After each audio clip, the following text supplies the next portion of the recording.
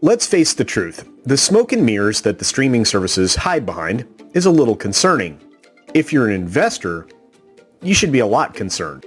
The services should, or probably do, remind you of the man behind the curtain in The Wizard of Oz. Levers and smoke with no real picture of what's actually going on. Let's see if we can break this down and try to penetrate the lack of transparency. I don't know that we can. We can talk about it. Ladies and gentlemen, hiss and foes, welcome to the Culture Casino!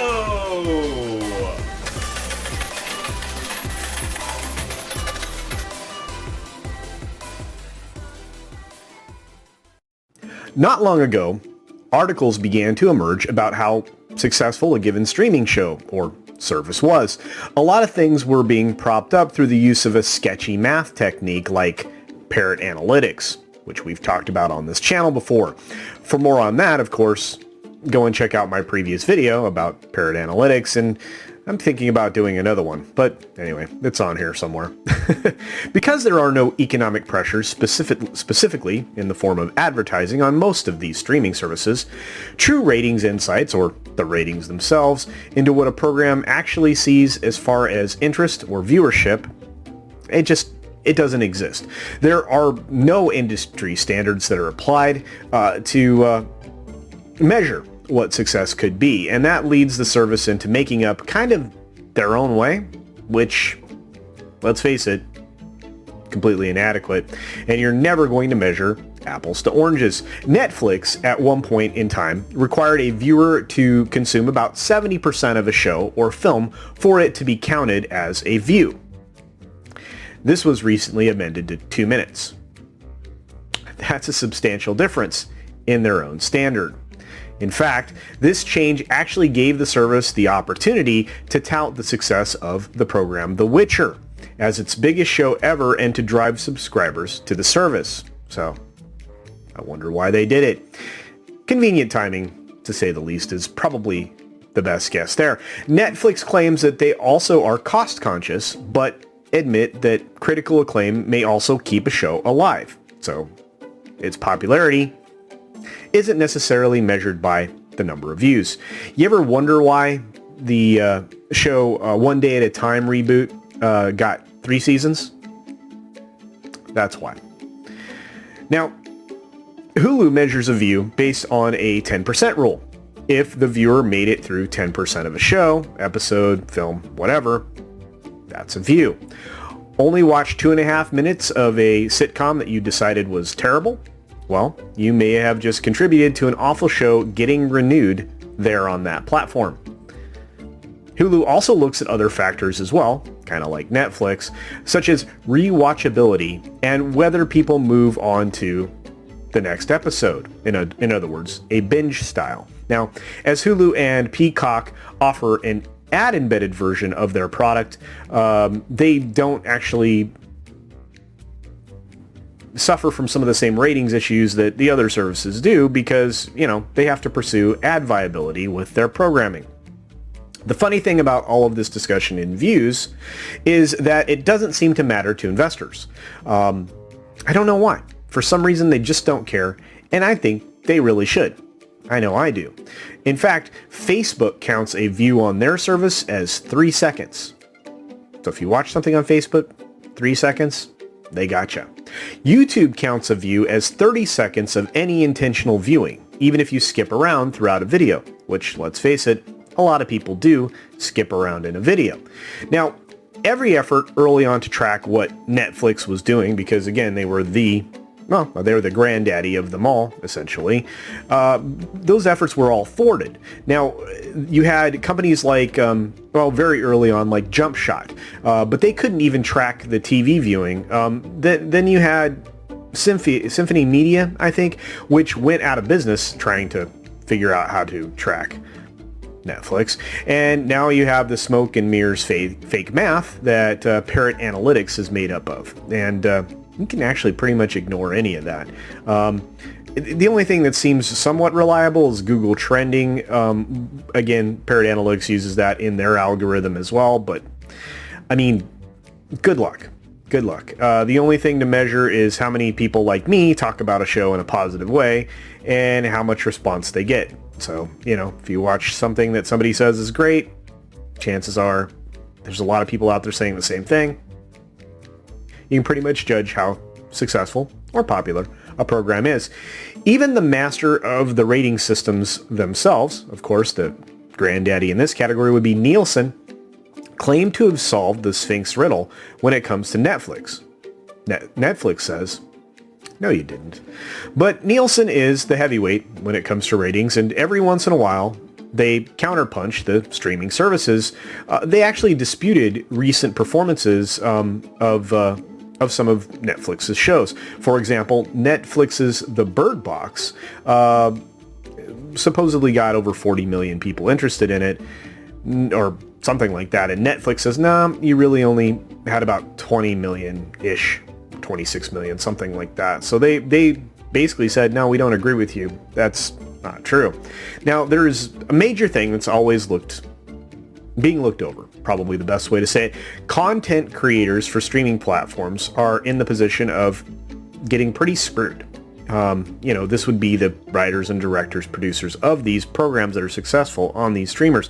The services are under no obligation to share factual information with the creator at all, as far as what its popularity might be, etc., etc. The services buy up tons of shows. I mean, just tons of them. And they do it sometimes at a huge discount. Actually, take the failure of Quibi recently. For example, of course, all that content was resold to Roku for their own streaming channel. Roku's channel is an ad-based service model, and it's a pretty good one. Tracking viewership, of course, is key to sell ads on programs like that, or channels like that, streaming channels like that, because that's how they're going to make revenue on the channel. So if they paid under or right around $100 million for all the content from Quibi, it's a huge bargain considering that content may have cost Quibi up to $1 billion in total. So it's a pretty sweet deal, and now you're selling advertising on it. Maybe that was a good call. But in the long run, the question will become one of profitability, at least the way I see it. Can a service produce a profit in a reasonable period of time? And how long is reasonable, I guess, would also be a decent question. But those questions are obvious. They're the ones that should be asked by any or all investors. With the fledgling streaming services that are out there, the ones that have just launched, of course, how or who will survive may become a question of who has the most faith garnered from the consumer, right? So for now, the ringleader, of course, is Netflix. They've been around for a long time, and they're becoming quite profitable. They weren't for a long time, though. And YouTube, of course, on the ad-based side of things, is a very profitable business as well. Of course, their content comes in different forms, like yours truly, but hey, same kind of idea. And this actually still may be the case 5 years from now. Or we may be looking at some new kids that are pushing them out of the way, like the services that will eventually become profitable, like HBO Max, Disney Plus, etc., etc. That's still 3 to 5 years down the road, but we'll see. And if you caught Friday's 6-Minute Daily, I covered a story where Nielsen claims that Wonder Woman 1984 was more popular than Soul based on the number of streaming minutes. Of course, Wonder Woman 84 is 45 minutes longer than Soul, so duh.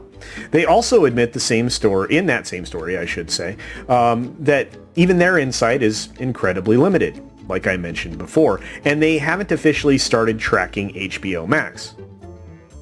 So why have another BS story about how something may be more popular when you truly don't have any idea? And that's the kind of information that we're running across nowadays. Not factually based, and I don't know. It doesn't grant any insight if you're telling people we don't really know, right?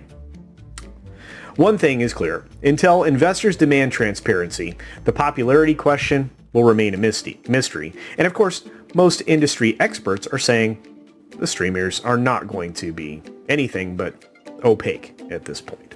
So, I don't know. What do you do? What do you do? If you like this type of video, please let me know in the comment section below. In fact, share any insights that you may have there as well. And I want to say a special thank you to Eric O'Sullivan, who actually asked me to kind of focus in on this, which I'm happy to do. Be sure to support other independent creators out there. There are a bunch of us, tons of us. Many do deserve a little bit of your time each and every day, once or twice a week, whatever it happens to be. But they rely on you, not just for your viewership, but to like a video and to especially comment, since that seems to drive the algorithm even more heavily than it did before. Of course, the platform is pushing, I don't know, the big boys, the mainstream media types to the forefront and leaving the independent creators behind. So do support everybody out there. Also, be sure you're subscribed to the Culture Casino live channel, which is where every single one of my live streams is going to go to live here in the very near future, and it's where you can find the previous day's 6-minute daily, which again, every weekday, Monday through Friday, I do one of those. Try and catch it live if you can. Otherwise, you can catch it on the main channel for most of the next day, and then it moves to the live channel in the evening on the same day that it's recorded. Other than that, be sure to take care of yourself, take care of others, wash your hands, of course, because it's good hygiene. And until next time, bye. Hey there, one last quick note before I let you go, and before we make it to the end of this video. I, Culture Casino, have a brand new Teespring store. That's right, you can now go to Teespring, look up Culture Casino, or use the link in the video below, and pick out some handsome and beautiful Culture Casino merchandise with many different designs and styles and colors, many different items. I was actually surprised at all of the things that you could create, and I have some more designs and items on the way here shortly. But, you know, if you want to support the channel in that way, there is some merch. Otherwise, here comes the ending. Thanks for visiting today. Be sure you're subscribed and hit that for alerts. Yay! Of course, like and share all of the videos that you can, as it helps with the algorithm. Have a great day.